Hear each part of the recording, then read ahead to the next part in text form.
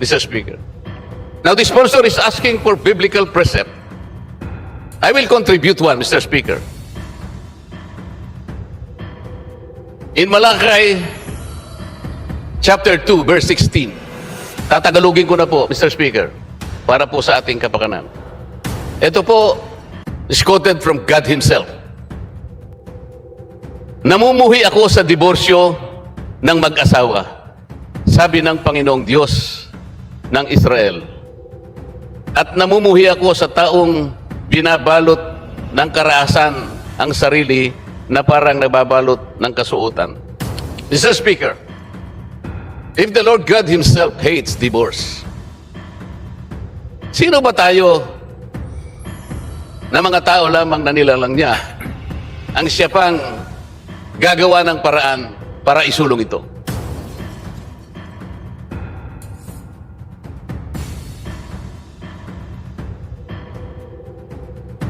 Tapos na po kayo. Baka gusto niyo sumugot muna, Mr. Speaker, Your Honor. O pwede po ako sumagot. Opo. Okay.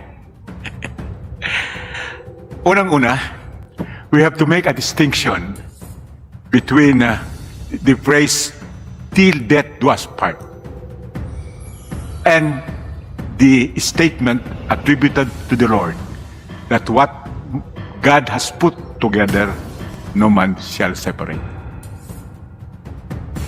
Itong death, till death do us part, wala naman to sa sa Biblia.